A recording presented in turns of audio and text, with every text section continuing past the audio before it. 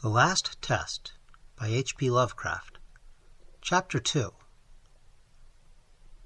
In scarcely more than a month, the hopes of Dr. Clarendon's admirers were amply fulfilled.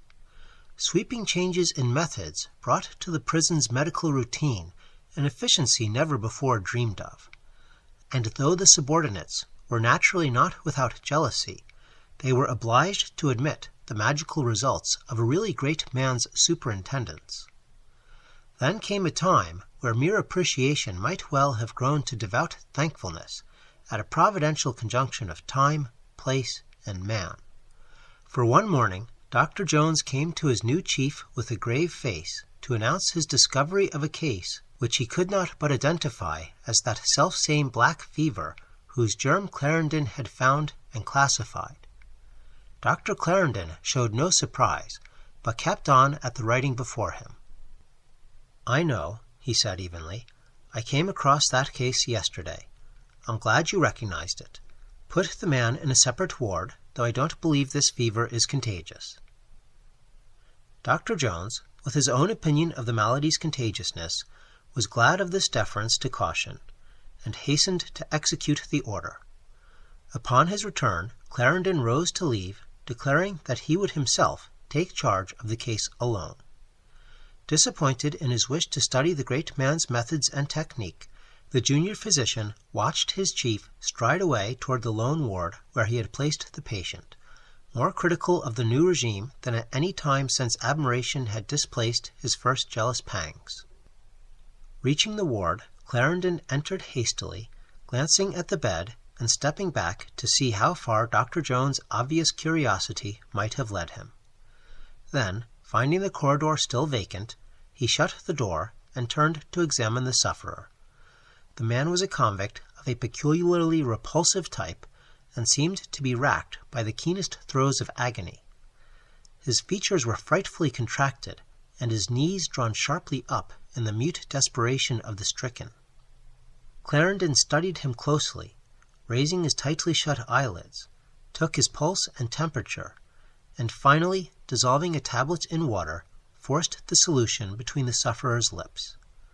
Before long, the height of the attack abated, as shown by the relaxing body and returning normality of expression, and the patient began to breathe more easily.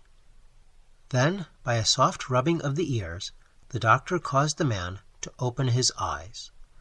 There was life in them, for they moved from side to side, though they lacked the fine fire which we are wont to deem the image of the soul. Clarendon smiled as he surveyed the peace his help had brought, feeling behind him the power of an all-capable science. He had long known of this case, and had snatched the victim from death with the work of a moment. Another hour, and this man would have gone. Yet Jones had seen the symptoms for days before discovering them, and having discovered them, did not know what to do. Man's conquest of disease, however, cannot be perfect. Clarendon, assuring the dubious, trusty nurses that the fever was not contagious, had had the patient bathed, sponged in alcohol, and put to bed, but was told the next morning that the case was lost. The man had died after midnight in the most intense agony, and with such cries and distortions of face that the nurses were driven almost to panic. The doctor took this news with his usual calm, whatever his scientific feelings may have been, and ordered the burial of the patient in quicklime. Then, with a philosophic shrug of the shoulders, he made the usual rounds of the penitentiary. 2 days later, the prison was hit again. 3 men came down at once this time, and there was no concealing the fact that a black fever epidemic was underway. Clarendon, having adhered so firmly to his theory of non-contagiousness, suffered a distinct loss of prestige, and was handicapped by the refusal of the trusty nurses to attend the patients. Theirs was not the soul-free devotion of those who sacrifice themselves to science and humanity. They were convicts, serving only because of the privileges they could not otherwise buy, and when the price became too great, they preferred to resign the privileges. But the doctor was still master of the situation. Consulting with the warden and sending urgent messages to his friend the governor, he saw to it that special rewards in cash and in reduced terms were offered to the convicts for the dangerous nursing service, and by this method succeeded in getting a very fair quota of volunteers. He was steeled for action now, and nothing could shake his poise and determination. Additional cases brought only a curt nod, and he seemed a stranger to fatigue as he hastened from bedside to bedside all over the vast stone home of sadness and evil. More than 40 cases developed within another week, and nurses had to be brought from the city. Clarendon went home very seldom at this stage, often sleeping on a cot in the warden's quarters, and always giving himself up with typical abandon to the service of medicine and of mankind. Then came the first mutterings of that storm which was soon to convulse San Francisco. News will out, and the menace of black fever spread over the town like a fog from the bay. Reporters trained in the doctrine of sensation first used their imagination without restraint, and gloried when at last they were able to produce a case in the Mexican Quarter which a local physician, fonder perhaps of money than of truth or civic welfare, pronounced black fever. That was the last straw. Frantic at the thought of the crawling death so close upon them, the people of San Francisco went mad en masse, and embarked upon that historic exodus of which all the country was soon to hear over busy wires. Ferries and rowboats, excursion steamers and launches, railways and cable cars, bicycles and carriages, moving vans and work carts, all were pressed into instant and frenzied service. Sausalito and Tamalpais, as lying in the direction of San Quentin, shared in the flight, while housing space in Oakland, Berkeley, and Alameda rose to fabulous prices. Tent colonies sprang up, and improvised villages lined the crowded southward highways from Millbrae to San Jose. Many sought refuge with friends in Sacramento, while the fright-shaken residue, forced by various causes to stay behind, could do little more than maintain the basic necessities of a nearly dead city. Business, save for quack doctors with sure cures and preventatives for use against the fever, fell rapidly to the vanishing point. At first the saloons offered medicated drinks, but soon found that the populace preferred to be duped by charlatans of more professional aspect. In strangely noiseless streets, persons peered into one another's faces to glimpse possible plague symptoms, and shopkeepers began more and more to refuse admission to their clientele, each customer seeming to them a fresh fever menace. Legal and judicial machinery began to disintegrate as attorneys and county clerks succumbed one by one to the urge for flight. Even the doctors deserted in large numbers, many of them pleading the need of vacations among the mountains and the lakes in the northern part of the state.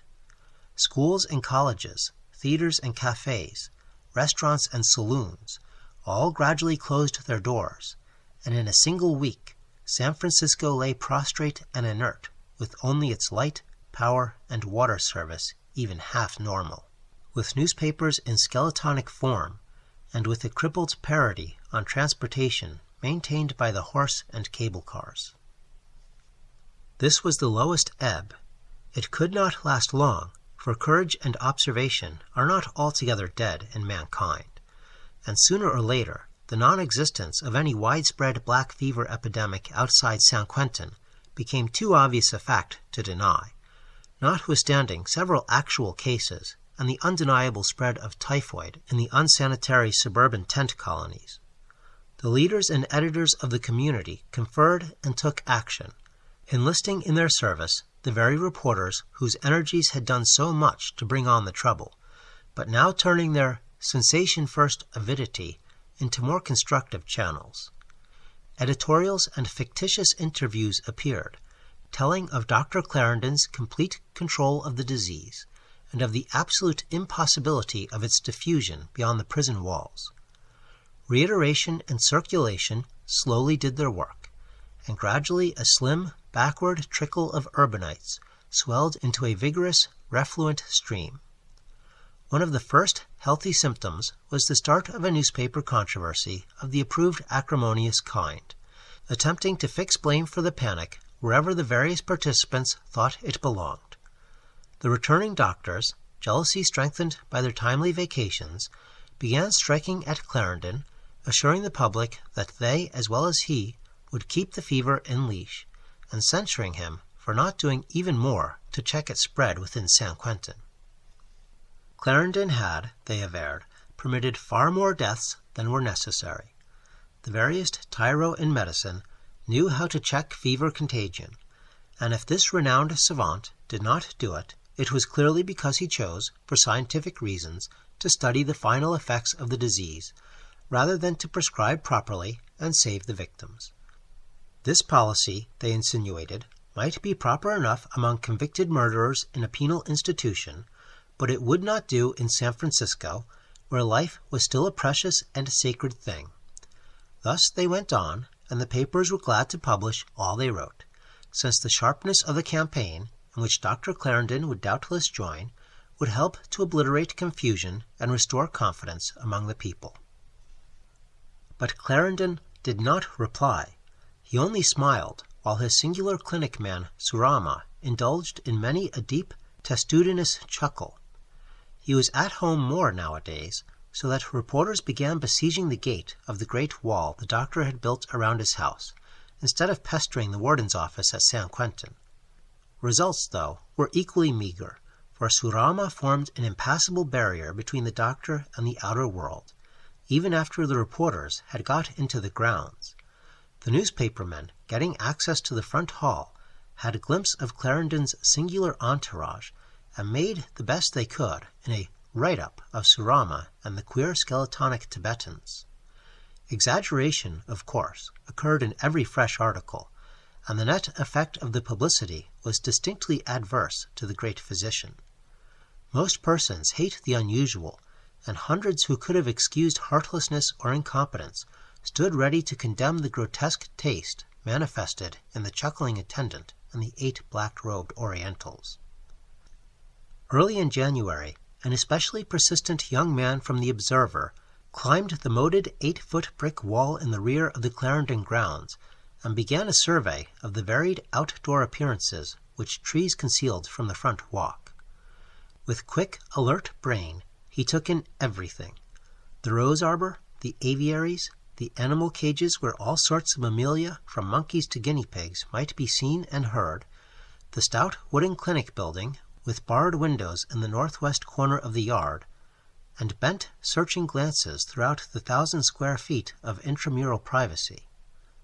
A great article was brewing, and he would have escaped unscathed but for the barking of Dick, Georgina Clarendon's gigantic and beloved St. Bernard.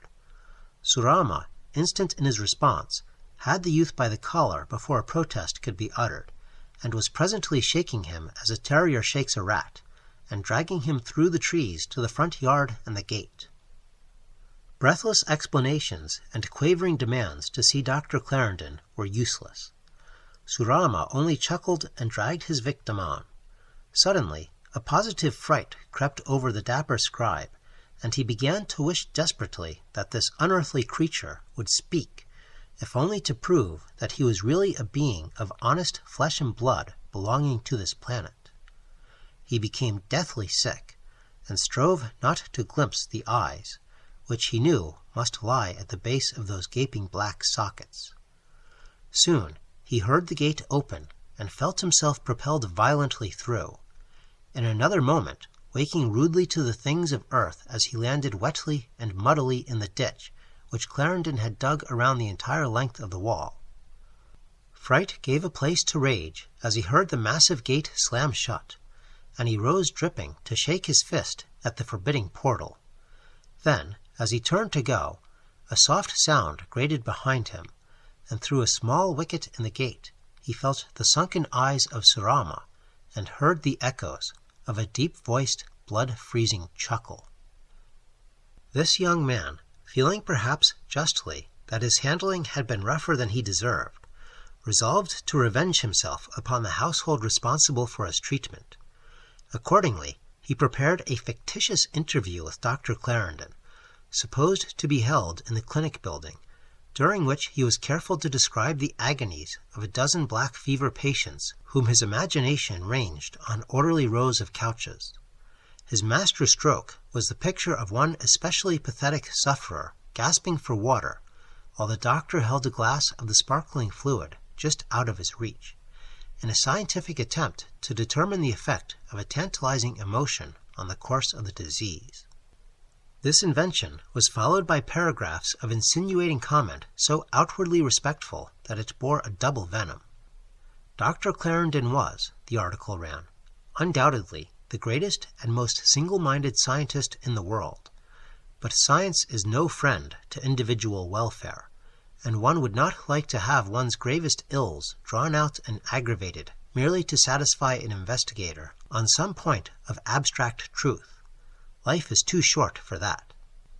Altogether, the article was diabolically skillful, and succeeded in horrifying 9 readers out of 10 against Dr. Clarendon and his supposed methods. Other papers were quick to copy and enlarge upon its substance, taking the cue it offered, and commencing a series of faked interviews which fairly ran the gamut of derogatory fantasy. In no case, however, did the doctor condescend to offer a contradiction. He had no time to waste on fools and liars, and cared little for the esteem of a thoughtless rabble he despised. When James Dalton telegraphed his regrets and offered aid, Clarendon replied with an almost boorish curtness. He did not heed the barking of dogs, and could not bother to muzzle them.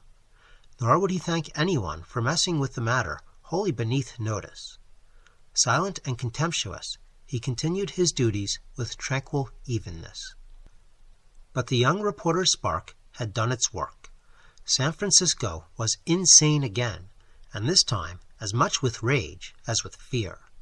Sober judgment became a lost art, and though no second exodus occurred, there ensued a reign of vice and recklessness born of desperation, and suggesting parallel phenomena in medieval times of pestilence.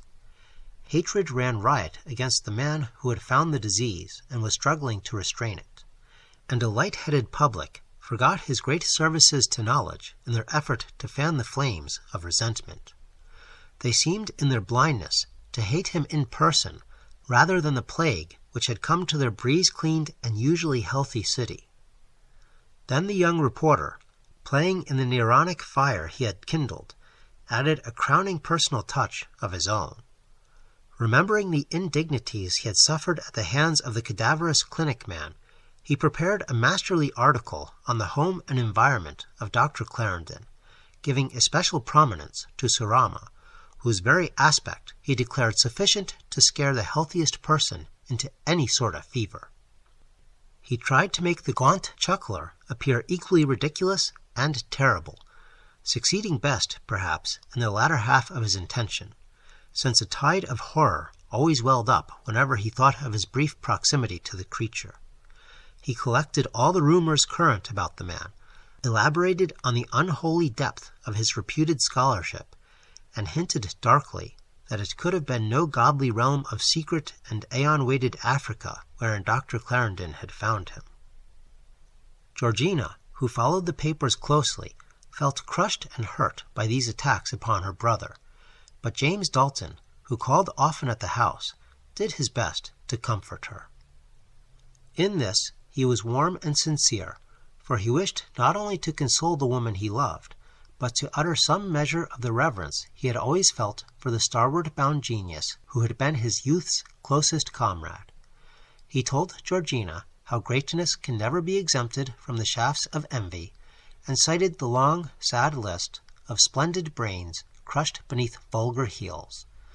The attacks, he pointed out, formed the truest of all proofs of Alfred's solid eminence.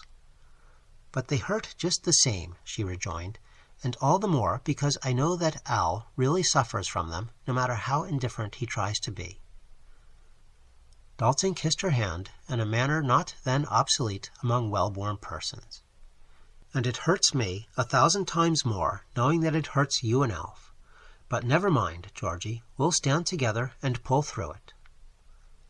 Thus it came about that Georgina came more and more to rely on the strength of the steel-firmed, square-jawed governor who had been her youthful swain, and more to confide in him the things she feared.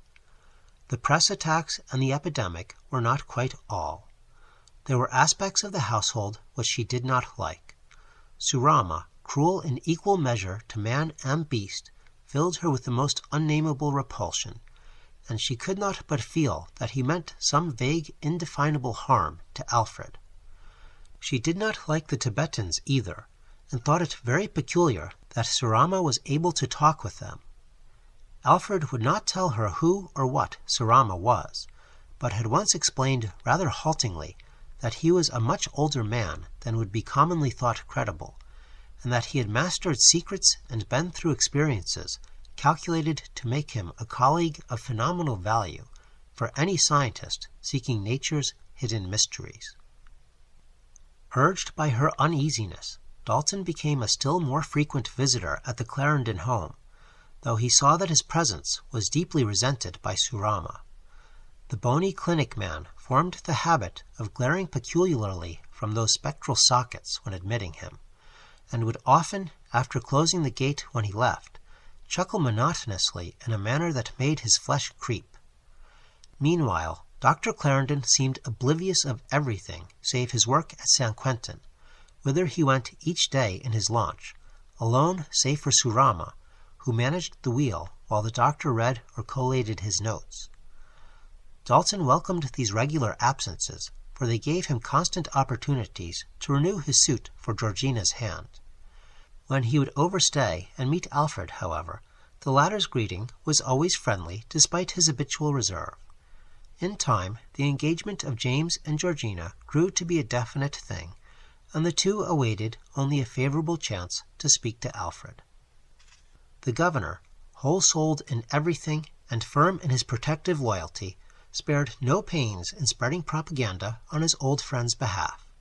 Press and officialdom both felt his influence, and he even succeeded in interesting scientists in the East, many of whom came to California to study the plague and investigate the anti-fever bacillus which Clarendon was so rapidly isolating and perfecting.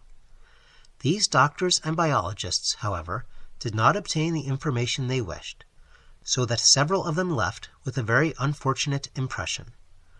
Not a few prepared articles hostile to Clarendon, accusing him of an unscientific and fame-seeking attitude, and intimating that he concealed his methods through a highly unprofessional desire for ultimate personal profit. Others, fortunately, were more liberal in their judgments, and wrote enthusiastically of Clarendon and his work. They had seen the patients and could appreciate how marvelously he held the dread disease in leash.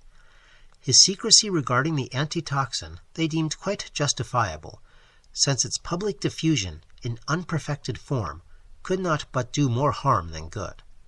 Clarendon himself, whom many of their number had met before, impressed them more profoundly than ever, and they did not hesitate to compare him with Jenner, Lister, Koch, Pasteur, Metchnikoff, and the rest of those whose lives have served pathology and humanity.